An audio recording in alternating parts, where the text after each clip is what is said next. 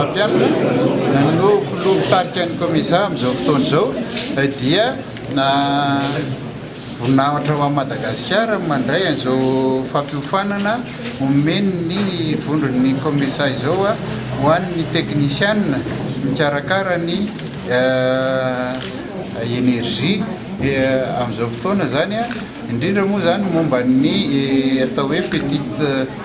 centrale hydroélectrique no anaovana an'izay fampiofana an'izay zany hoe atao amin'ny teny frantsay moa zany dia hoe planification et conception no atao amin'izao fotoana izao zany hoe ny fandrindrana zany sy ny famoronana mihitsy ny tetikasa momba ny atao hoe tohodrano madinika amokarana herinaratra avy amin'ny alalan'ny rano zay zany no ataontsika amin'izao fotoana izao ary isorana manokana eto moa zany zareo avy any amin'ny sampana atao hoe koidika avy any Chine izay miara-miasa amin'ny komisa manofana sy mampianatra antsika eto amin'ny vondrona komisa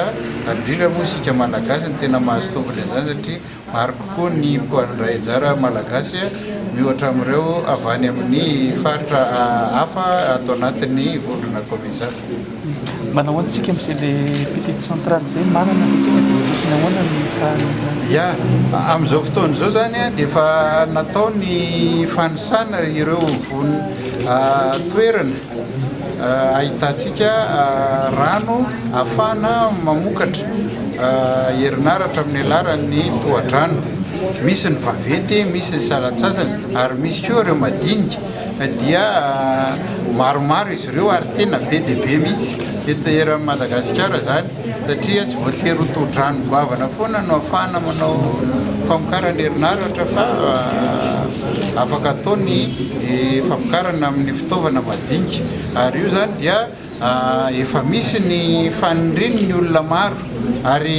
fanindrin'ny gouvernemanta ihany koa zany ary anaovana antsoavo eto miara-miasa amin'izay olona manana tetikasany amin'io indrindra moa ny fiangonana fiangonana vondronao anatin'ny FFKM maromaro no efa manana tetikasa amin'izany hoe petite hydro zany any ambanivohitra any misy fiangonana zany mitondra fivavahana ireny ohatra no niresaka taminay dia manana an'izany tetikasa zany izy ahafahana mamokatra mamokatra angovo ny herinaratra amin'ny alalan'ny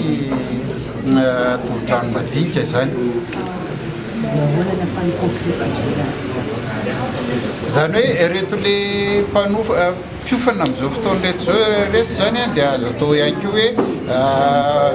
mpanofana ihany izy ireo zany hoe le fanana atao zao zany dia fanofanana ny mpanofana dia ireo olo ireo ihany koa zany andeha hiparitaka any amin'ny faritra maro eto amin'ny vondrona komisa ary indrindra eto Madagasikara anofana an'izay olona tia ampiasa sy anao an'izay projet na tetikasa momba ny tohodrano madinika amokarana herinaratra izay dia asaina araka ny teko teo zany izay olona rehetra manana fandriana anao an'izay anatona ny ministera. Misy resaka famatsimim-bola le hoe kodiky teo